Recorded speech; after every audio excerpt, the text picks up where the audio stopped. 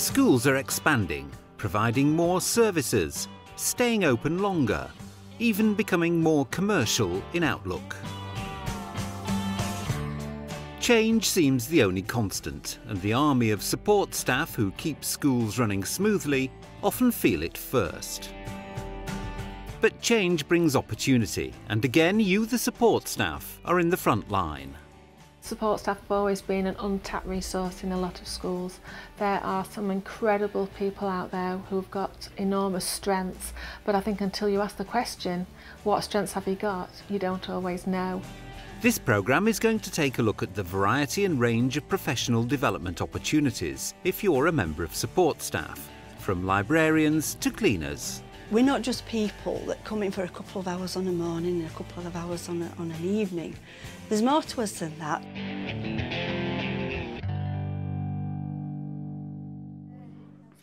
Librarian Faye Dowding recognises that she could be ordinary, but she chooses not to be.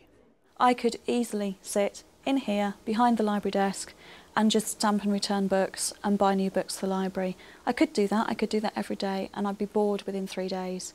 It's not what a modern school library needs to be. A modern school library needs to be looking forward, moving and challenging in the same way that the curriculum does, in the same way that IT does. To make that happen, Faye found out about and enrolled on a course called Leading from the Middle, which aims to develop her management skills. Right, well, what we need to do today, I think, is pick up from the development day that you had up in Ambleside on Saturday. I thought the best thing to do was probably look at your team health check first and let me know how that went and any issues that come out of that. She needs to exert an influence on departments and on teachers. And that's not necessarily a very easy thing to do if you're coming from a support staff base in school. So if we're developing leadership skills and confidence in Faye, then we're equipping her to do the job she so desperately wants to do and to have that impact on teaching. You did your team health check with Gemma? I did. We sat down together to go through it because I was a bit concerned that there were some areas that I thought we were doing okay on that maybe she didn't share the same viewpoint. So I wanted to make sure it was an accurate view of what was going on. So we sat down together on Friday and went through it and agreed the 3 priority lists to make sure that we agreed what we were giving priority to. Have you read this? This is absolutely hilarious. You have to read this one. Gemma's my assistant librarian. She only started at the school 6-7 weeks ago. Obviously, training up a new member of staff after having had the same assistant for 3.5 years was a very new experience. And I found that there were some aspects of Leading from the Middle that really helped me to work out how I was going to approach it and how things were going to move forward. Your profile's quite interesting here, isn't it? But of course, mine doesn't compare with teachers because I have a completely different job. Right. So I compared mine to the other diagnostic, which was other. Right. And that, it came out exactly the same pattern. What causes that difference between people working in support capacities and teachers? I think it's because it's completely different. The nature of the job is so different, isn't it? You know, you're not responsible for what results they're going to get at the end of school. You're there in more of a pastoral side of it. Okay. And I think that's why the personal bit comes out. You're the support side of it rather than the in there with the nitty-gritty. I think the attitude of the senior management team is what has encouraged the rest of the school to see me as more than just another member of support staff, but more of a member of the entire school team, including teachers. And the way they've done that is through my professional development. But you have to have the ideas and the motivation and everything first in order for it to move forward. No one is going to come to me and say, we've seen this course, we think you should go on it. Unless I've been stagnating for the last 3 years and done nothing, and that they feel that I need to sort of get out of my seat and get on with it. It always has to come from me. My name's Sharon Fisher and I'm a cleaner at Spen Valley Sports College. 2 years ago, Sharon was approached by her line manager Steve Pollard about studying for an NVQ Level 1 in cleaning services. And I suppose initially you think, you know, really, but we took on board, we got a good response to it. And since then, earlier this year, we actually were asked if we want to take on Level 2, and now that that's more or less completed. I wonder if you could actually help me. I've sort of got this final module to do. In fact, it's just the one question on Unit 13 about the clean and to protect the floors. Yeah. And this question here is, what type of polish or protective coating, if any, do you use on this type of surface? And I just wondered if you could sort of helped me expand on that answer. I mentor some of the staff if they were struggling with a particular module within the MVQ booklet. I think it's important to professionally develop the cleaners for them to have more confidence with themselves that they are doing the job right. So on that, it's no protective coating required. Right. And on that one, you've got your polish and your product name there.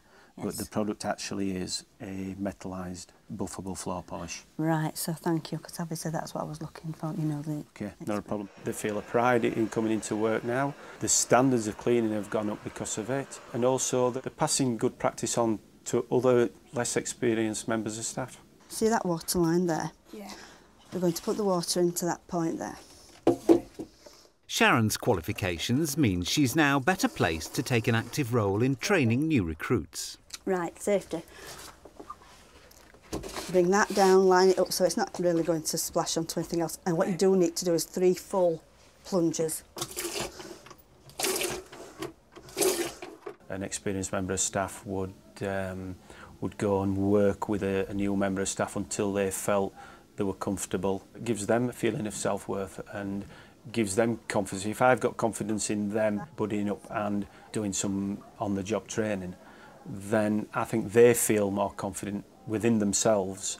So again, get as much moisture out as you can. We don't want, you know, the floor to be swimming. We all appreciate being appreciated. We're not just people that come in for a couple of hours on a morning and a couple of hours on an evening. There's more to us than that, but the fact is, yes, you're expanding, you know, and caring, because it is a job that if you either care about it or else you'd walk. The whole of the cleaning team take part in professional development during regular inset days. Safe use of ladders. Most of you will use a step ladder as you go around your daily stints. So what we've got to do is we've got to make sure that you understand the dangers and what your roles and responsibilities are for your own health and safety, and obviously the health and safety of others. We do refresher courses on all our training programs, but we do them on an inset day in line with the school teachers' inset days. I find the pressures off the cleaners at that time. Is there any problem here? Can we see any problem with this set of steps? No? Right, well these have been painted. Now painting a set of steps may cover cracks and problems with the rungs. It fills the non-slip surface of the rung. It's great to actually be recognised. It's great to be, you know, supported, and the fact that it is, regardless, a hard job, one that we put an awful lot of effort into, to keeping it up to a high standard, and the fact that, you know, that it's recognised goes a long way. Previously to coming to this school, I worked in a bank for 13 years, and then I left to have my family. And when my family were both at school, I decided that I wanted something again for me. Like all teaching assistants, Senior HLTA Helen Sanderson has classroom duties. Who am I? The old man interrupted brightly. Your lucky saviour, that's who. But her opportunities for professional development have come outside the classroom. Yes. She's now responsible for line managing 22 other support staff at Hexthorpe Primary School in Doncaster. My learning journey over the last 4 years has been incredible. I worked in a secondary school and I never had any staff meetings. We never had any performance management. Now in this role, I'm allowed, you know, to do performance management with support staff. It's made me much more professional as a person. We've discussed already your targets that we set last year and how you've achieved them, and that's been brilliant. Now I really want to just talk about, over the last year, what things you've been doing and areas that you'd like to develop. So first of all, can I just ask, what particular aspects of your work have you really enjoyed over this last year? I would have to say my knowledge of the planning, understanding of what we're supposed to be getting out of this, from what the objectives are.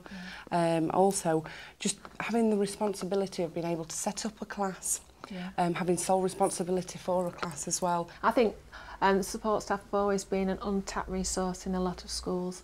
There are some incredible people out there who've got enormous strengths, but I think until you ask the question, what strengths have you got, you don't always know. How do you think it's benefiting you then? Or, you know, the training that you've accessed over the last year?